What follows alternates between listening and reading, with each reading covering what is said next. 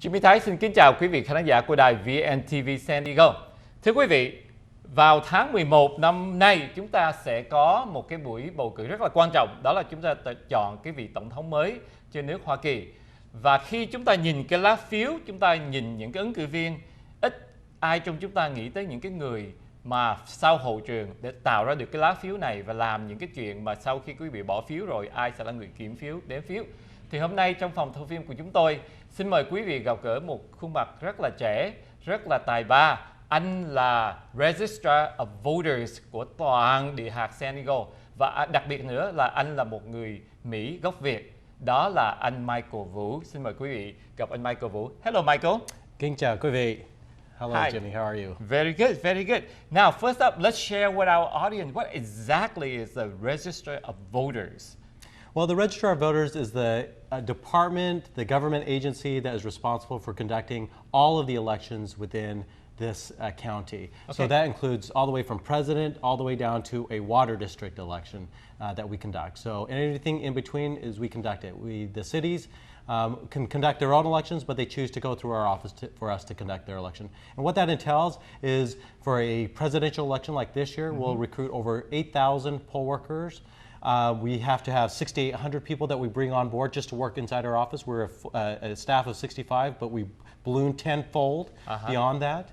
And so our office is then responsible for getting up to 1,500 precincts open on election morning from 7 a.m. to 8 p.m. on election morning, where the 8,000 poll workers will work. And so it becomes this huge logistical affair to making sure that everything is open and running as seamlessly as possible for voters to go and vote on election day. And of course, in our county, we have approximately 1.45 million registered voters in the county. That puts us probably top 10, maybe even top 5 in terms of registered voters within the country. Wow. So your office only have about 65 people, but on the election day, you need all the support of about 8,000 people? That's correct. Wow. So what we end up doing is we have 65, and then we start hiring temporary workers, upwards of 6,800 of those individuals. And then those individuals, some component of those individuals, then have to find and recruit volunteers. And those volunteers are upwards of 8,000 poll workers. I see. Now, out of those 8,000 poll workers that you need help on the election day, how many of them are Vietnamese? Because I know that when I go to the polls, I do see a lot of Vietnamese workers there that help people that might have problem with English, right? That's correct. So Vietnamese is one of our federally covered languages according to the Voting Rights Act of 1965. So what that means is that for every time we conduct an election, all of the materials, the ballot, the sample ballot and voter information pamphlet, any of the materials that we send out to voters is also translated into Vietnamese. We also provide bilingual poll workers at the polling places. And so the question, out of that 8,000 poll workers that we have to recruit, approximately 200 or a little bit more than 200 of those individuals are Vietnamese English-speaking bilingual poll workers. So certainly for the audience, maybe there's potential job for 200 of them, right? Yes, you know, for those people that are interested, that are really engaged in their community, that wants to participate in the election, sign up as a poll worker. We pay a stipend anywhere from $75 to upwards of $190, particularly those individuals that speak an additional language. So certainly people who are interested can come to our website at sdvote.com, and then there's an application that they can fill out. Our website is fully translated as well in Vietnamese, as well as with the other non-English languages, including Spanish, Filipino, and Chinese. Okay, all right. So let's focus on, you said that for our county, there's a 1.1 million registered voters, right? So that's a lot. Out of that 1.1 million registered voters, what a percentage of them are Vietnamese descendants? So how we categorize it is we have about 1.45 million at this point in time, million registered voters. And then out of that number, we have approximately upwards of 20,000 individuals that we consider as Vietnamese. And the reason why we project out that number is because when you register to vote, you don't have to write your ethnicity down. That's right. So how we would derive that information is based on your last name, your birthplace, as well as people who are requesting their materials in the Vietnamese language. So when we couple all those information together, we get about anywhere from 17 to 20,000 Vietnamese people projected. And then out of that number, we have approximately 67% vote their ballot by mail. Okay, that is, we send them, whenever there's an election that pertains to them, we send them a mail ballot automatically. And in that respective case, those individuals can get their ballot in, again, Vietnamese. Ah, that's pretty cool. So no excuse for the people not going to vote. They say, hey, I don't know English, I don't know how to read the ballot. There's, voting is first of all, is a right. To become a citizen is the very first fundamental right is becoming a voter and a citizen. And so to be able to do that, you need to register and vote. And in both cases, it's so simple these days to be able to do it. If you need to register to vote, you can go to sdvote.com. It's translated in Vietnamese, or if you want to do it in English, or you want to do it in Filipino. There's 8 other languages other than Vietnamese that English is translated into. So it's really simple to go online to be able to do that. If you don't have a computer, you can go to many locations throughout the county, libraries, post offices, city clerk's offices, our office, to get a registration form. I know that we also have them at many locations other than those locations that you can pick up a registration form as well. Right. So let's break it down to the few key messages that we want our audience to pick up from this conversation. So I heard that first of all, they have to register, right? Because without registration, they cannot really do anything. And what next beyond registration? So the main thing is the registration component. There's only really a 2-step process in participating in any election. That is registering and actually physically going out and voting, whether it's a by mail or going to your polling place, your assigned polling place. So after you register to vote, what you will see from us is once you get a confirmation that you're registered, what we will send is you a voter notification card. Once you get that card in the mail, you'll know you're registered to vote. Right. If you don't get one of those cards, you can certainly contact our office, or you can go online, put in a couple of pieces of information, and you'll be able to determine whether or not you're registered or not. Okay. Once that's set, now it's a matter of finding out if you're a mail ballot voter. If you're going to be a mail ballot voter, we'll send you that mail ballot in the mail. All you have to do is go to your mailbox and pick it up. Right. Or if you're not a mail ballot voter, you go to your assigned voting precinct or your polling place, and your name will be in the roster of voters, and they'll have you sign in and vote. Yeah. You cast your ballot, you put it in the ballot box, and you're set. No, cool. I still love to go to the poll because I think that's something magical about just show up there and then see the line of people, and I enjoy doing it rather than just vote on the absentee ballot at home. Now, what the percentage of the people nowadays vote on absentee ballots, and what the percent of people still go to the poll? So out of the 1.45 million registered voters that we have in this county, approximately 61% of those individuals get their ballot by mail. 61%. 61%. Wow, majority. So in this upcoming June 7th presidential primary election, we'll send nearly 900,000 mail ballots to the voters within SanDiego County. So that's a huge, big number. Right. What that tells us is then the majority of folks are voting by mail, and lesser individuals are taking the time to go to a polling place because they find the convenience of going to voting by mail. Right. But that's not to say that going to the polling place is wrong or not. A lot of people, it's giving them the choice. If you want to vote by mail, great. If you want to go to the polling place, that's absolutely and perfectly fine as well. And many people do because they see it as this tradition of exercising their right to vote. And part of that experience is going to the polling place and having to interface with poll workers, getting there the ballot, filling it out, the vote, and dropping it in the ballot box. I think there is something magical with that. And once you do that, that is exercising, being engaged within one's community. Yeah, and also after you're done, you get the little sticker say, I voted, and then you can put in your jacket. Yeah, that's right. You get the I voted sticker, and guess what? We also have that and translated in Vietnamese too. That's right. I saw the one in Vietnamese as well. Now, let's take a little bit step back and share with the audience why being a register of voters. I mean, I can't imagine when you attended college, say, you know what, that's what I want to do when you grow up. So can you tell our audience the career path, how you get to where you are today? Sure. You know what, for me, life makes its way full circle. What that means is that when my parents came to the United States, we were refugees because of the Vietnam War. The first place we landed was in Camp Pendleton. Okay. And we were quickly ushered to the Four Corners area. And the Four Corners area is Utah, Colorado, New Mexico, and Nevada. That little Four Corners area right there. And my parents had the opportunity of either going back to California, up to the Orange County area, or to Salt Lake County, Utah. We ended up going to Salt Lake County, Utah. Oh, interesting. Don't know why. But I ended up going through school there, as well as going to the University of Utah, and I did an internship. At that internship, when I did that internship, it was with 3 state senators, and one of them said, would you like to work for the county clerk's office, which is responsible for the elections office in Salt Lake County and the conduct of the elections there. They liked what I was doing, and I was still going to college at the time. Yeah. I was a temporary worker myself. Yeah. And they said, we like what you're doing, we like your work ethic. How about you come and start our Geographic Information Systems program? Well, I was a political science student. I wasn't anything related to technical. But I decided to, I said yes, learn, supplement my income. Yeah. And then the next thing they said is after I did that, the person that was directing the elections decided to leave, and they offered me the position. And the rest is history. I found myself working at Salt Lake County for overall 7 years. I went out to Ohio for a couple more years. And then SanDiego County came calling and says, we'd like you to come work for SanDiego County. And so my family moved out from Ohio to here, where I've been here for nearly 9 years now. And so my path was never election. My path was never to go into the University of Utah and say, I want to be an election official. It was actually to go become an attorney.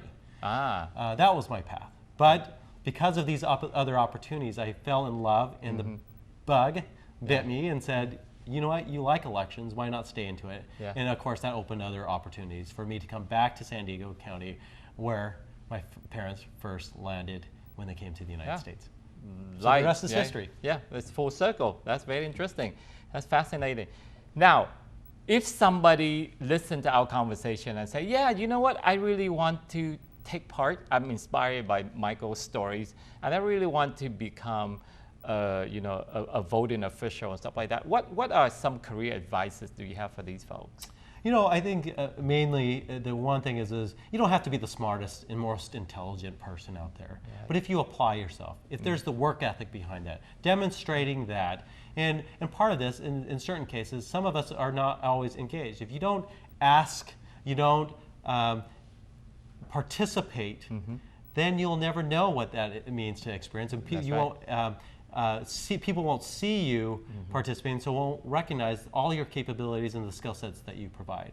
So to participate, the only reason why I was even able to be noticed is because they saw what I could do and the work ethic that I had behind it, and that came from my parents. The education was a result of my parents. So I think listening to your parents is always good, sage advice, even though certain people don't want to listen to that. That's right. So that's probably number one. The other thing is the other side is just motivation, sheer motivation. Is if you have the motivation, the attitude, then I think that will get you a long ways out there. And so elections officials, whether you want to be an election official, where you want to be the next president of the United States, I think part of that is just applying yourself and doing what you know is best for you. And you'll know that in your gut instinct of what it means to do what's right. Right. And you got to try it, right? Because if you don't try it, then you will never know that's right or wrong for you. Absolutely. Dabble in everything. Yeah. Just not one thing. Because I think if you dabble in just in one thing, you pigeonhole yourself into that thing, and then you're known as that. But if you dabble yourself into many different things, then I think you'll find what you love the most and what you can then apply yourself. That really makes this community so great. Yeah, and I really like your story of the full circle, because even though you might have to travel to Utah, you might have to travel to Ohio, but if you meant to be in SanDiego, you will find your way back to SanDiego. You know, we all come from humbling beginnings. Certainly my family did. Certainly we did what it took to be able to make it in the United States. And at this point, as they say, we're living that American dream as well. That's right. Now let's get back to the voting for this November important election here. Before we start, you mentioned about something, there's certain thing, if you don't do it right, then you might not be able to vote for the Republican candidates that you want to. What is that thing that we want to make sure that any Republican, audience listener, they want to make sure they get that? Yeah, before we get into the November election, that's downstream. Downstream, right now, we have really close to us is our June 7th, the presidential primary election. Right. And this presidential primary election is really a nomination election. What I mean by that is that it's the political parties that gets to decide who gets to vote for their presidential candidates. Right. So in this election, what's really important is if you're registered to vote or going to be registered to vote, and let's say you want to vote for a specific presidential candidate, you need to register with that political party. Okay. Particularly for the Republican, Green, and Peace and Freedom Party. Okay. Those three political parties have essentially what I call closed their primary off to only voters that are registered with their political party. I see. So when you register with our office, you'll want to mark down that you're registered with one of those three political parties to vote for their presidential candidates. If you don't, come election day or when we send you the mail ballot, you're not going to see those presidential candidates listed on there, or you won't be able to select those ballots. And the reason why is because, again, the political parties have chosen to close off the primary. Right. Now, the Democrats, the American Independent Party, and as well as the Libertarian Party are also somewhat closing off their primary presidential candidates to those that are only registered with their political party, except for one group. And those are the nonpartisan people. Right. Those people that are no party preference or nonpartisan voters, those individuals will get an opportunity to cross over and say, hey, I want to select the Democratic ballot or the American Independent Party ballot or the Libertarian Party ballot, or I just want to select the nonpartisan ballot. Okay. Those individuals will have a choice for only those three political parties. Can they vote then and cross over and vote the Republican ballot? No. Can they vote and cross over to try to select the Peace and Freedom? No. I see. What about the Green? No. So it's really important for voters to check their registration status. You can simply do that by going to our website. Right. And once you put in your house number, your date of birth, as well as your zip code, it'll come up with your profile. And you'll be able to see, am I registered as a Democrat? Am I registered as a Republican? What party am I registered with? And if that does not coincide with what presidential candidate you want to vote for, it's time to re-register. I see. And to do that, you need to re-register by May 23rd of this year for that June 7th election. That's the deadline. May 23rd. So that's May the 23rd is the the registration deadline for the June 7th election. Okay. Wow, that's very So important. that's the deadline to change political party, to re-register if you've moved, or if you want to become a registered for the very first time. Right. Yeah, that's good. Yeah, I have an 18-year-old daughter is coming up, so certainly this is something I have to tell her to go do that, otherwise she cannot vote. And you have to register before you can get out there and vote. Yeah, interesting. Now, here's my last question for you, Michael. Who's going to win the election, general election in November? You know what? I'll let the votes come in and we'll find out on as when we certify the election, which will be 30 days after the November 8th election. And that's the correct answer, correct? Yeah, because you are the one that got to count all the votes and certify the result, and then we will know who's the winner 30 days after. Right? And that's just in SanDiego County. We'll know who won the election in SanDiego, but of course, all the votes have to then come in for that presidential race. And remember, it's the Electoral College that gets to select. That's right. So it's not done, it's proportionality, not done by the popular vote. The popular vote, that's right. I think Al Gore will remember that story. Yeah. Yes. Anything else for our voter before? It's a big election year. You know, Certainly. Jimmy, it's a huge election year. But I would say if there was one message that I would say at this point in time, besides the register and vote, is that although it's a big election year, we shouldn't just jump on the presidential election year bandwagon. Correct. Yeah. There's so many other elections, smaller elections, that are just as equally as important than this presidential race that we should participate in. We will have upwards of 77%, 84% turnout in the November election. What we got to be mindful, though, is that we should be creating a tradition and a habit, just like any other tradition or habit, whether it's New Year's or it's the Tet Festival. Right. We should go out there and make sure that we are cognizant and aware that if there is an election that pertains to them, to go out there and vote. Right. Right. Wonderful. All right. Dạ, kính thưa quý vị, để tóm tắt lại cái buổi nói chuyện giữa Jimmy Thái và anh Michael Vũ, thì có hai cái điều mà anh Michael nhắc nhở với chúng ta là đối với tất cả những người mà đang nghĩ là mình sẽ đi bầu, không biết là mình bầu Cộng hòa hay Dân chủ hay là đảng xanh hay là đảng độc lập, nhưng mà nếu mà quý vị không check lại mình đã register với cái đảng nào, có thể quý vị sẽ không bỏ được cái phiếu mà quý vị cho cái người mà quý vị muốn. Và cái cách tốt nhất là quý vị phải vô cái trang sdvote.com để coi thử là cái địa chỉ của mình và cái registration của quý vị là như thế nào. Và quý vị có cho tới ngày 23 tháng 5 để quý vị có thể thay đổi cái registration, tức là quý vị đăng ký bầu cho ai. Thì ngày 23 tháng 5 là ngày rất là quan trọng, quý vị phải nhớ cái đó. Và cái điều thứ hai nữa mà anh Michael nhắc nhở với chúng ta là người Việt Nam chúng ta có là cái ngôn ngữ Việt Nam là một trong 8 cái ngôn ngữ chính mà người ta phải chuyển tất cả những cái tài liệu và những cái lá phiếu bằng cái tiếng Việt cho quý vị. Cho nên nếu mà quý vị nói là ô tôi không biết tiếng Anh, tôi không hiểu được cái này, quý vị đừng có ngại cái đó, tại vì cái văn phòng của anh Michael có nhân viên nói tiếng Việt được, có lá phiếu bằng tiếng Việt, có tài liệu bằng tiếng Việt để giúp đỡ quý vị. Và như vậy thì quý vị chắc chắn không thể nào dùng mọi cái lý do gì để mà mình không tham gia vào cuộc bầu cử tháng 6 này cho cái địa hạt SanDiego của chúng ta, và tháng 11 để chúng ta đi bầu tổng thống mới.